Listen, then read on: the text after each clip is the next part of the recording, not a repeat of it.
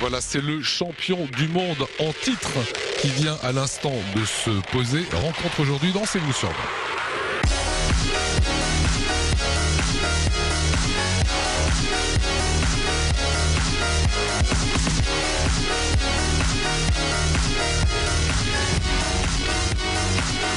Alors moi je suis champion du monde de précision d'atterrissage et de voltige, donc le combiné des deux disciplines en individuel. Et vous avez quel âge?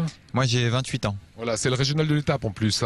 Alors on est en train de découvrir cette discipline pendant tout le week-end. On la verra ici au Polygone. Expliquez-nous les spécificités. Comment ça se passe? On les largue à quelle altitude et qu'est-ce qu'ils vont devoir faire? Alors tout le jeu de la précision d'atterrissage, donc ça consiste à se poser sur donc une pastille de 2 cm de diamètre. Donc pour ce faire, il faut soigner le largage à partir de l'avion qui s'effectue à peu près à 1000 mètres. Et donc on va essayer de diriger notre parachute sur la cible qu'il y a derrière moi et ensuite de poser notre talon au centre de la cible. Donc vous arrivez talon en premier? C'est ça. Alors la règle dit... Alors vous allez me dire si c'est bien là, ce que la personne fait. Premier impact au sol. Donc là... On a le pied droit de la jeune fille qui vient de poser sur la cible et elle est à 7 cm du centre de la cible. Vous l'avez vu à cette distance? Alors on a un petit afficheur juste à droite qui affiche la performance. Est-ce que c'est un bon saut? Est-ce que c'est une vraie réussite ce qu'elle a fait? Alors vis-à-vis du haut niveau, donc du niveau international, 7 cm c'est une performance très moyenne. Parce qu'il faut savoir qu'au bout de 10 sauts en fait sur un championnat du monde, le titre de champion du monde est décerné à environ 3-4 cm. C'est ce qui vous est arrivé à vous? C'est exact. Donc c'est-à-dire que j'ai touché plusieurs fois le centre et j'ai eu des petites marques sur quelques sauts. Alors je vois Thomas armé de l'air sur votre veste. Vous êtes militaire?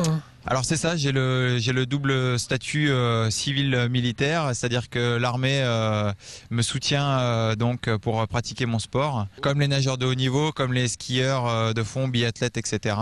Voilà, l'armée m'offre cette opportunité, c'est surtout cette chance. Le gros de la compétition va se dérouler quand durant ces 3 jours et qu'est-ce que vous allez faire avec l'équipe de France? Alors la compétition démarre donc demain matin jusqu'à dimanche midi. Les sauts vont s'enchaîner suivant les aléas météo bien sûr. Et donc nous aurons dimanche les derniers sauts et surtout les sauts de finale qui seront en général plein de rebondissements.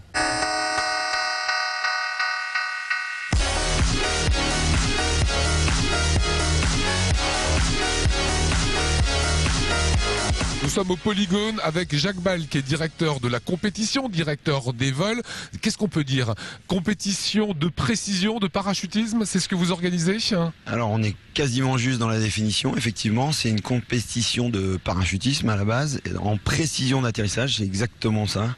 C'est se poser sur un endroit qui fait 2 cm de diamètre, donc voilà, comme on peut le voir à l'instant même. Voilà, c'est assez impressionnant, j'espère qu'on ne gêne pas. Non. Vous êtes un ancien athlète de haut niveau, vous êtes l'ancien entraîneur de l'équipe de France. Un petit mot sur nos Alsaciens, est-ce qu'ils se débrouillent bien?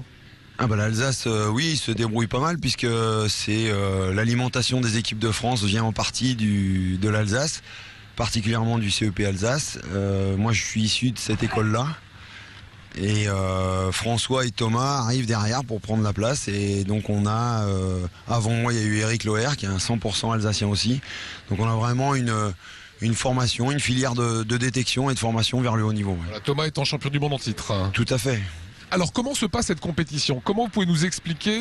Les parachutistes montent à peu près à 1000 mètres d'altitude. Voilà, alors en gros on est entre 800 et 1000 mètres, c'est la réglementation.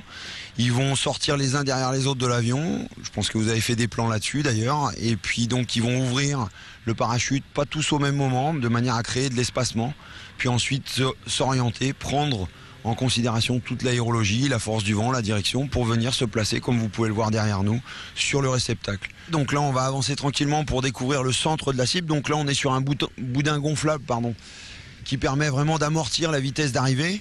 Puis ensuite, au milieu de ce système-là, on a un système électronique de ce type-là.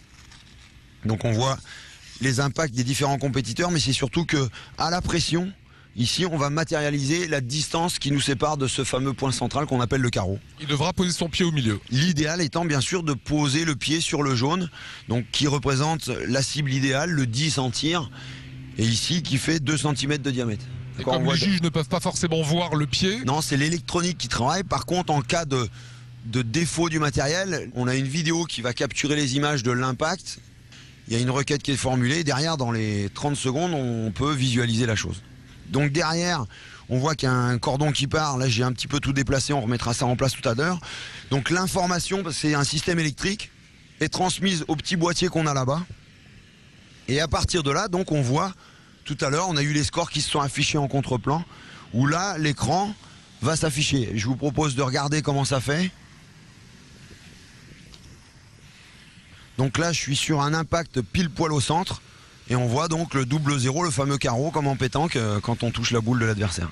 voilà, vous savez tout maintenant. Vous pourrez être juge de cette compétition. Ça se passe jusqu'à dimanche et vraiment à ne pas manquer. C'est spectaculaire et ce sont quand même des tout bons.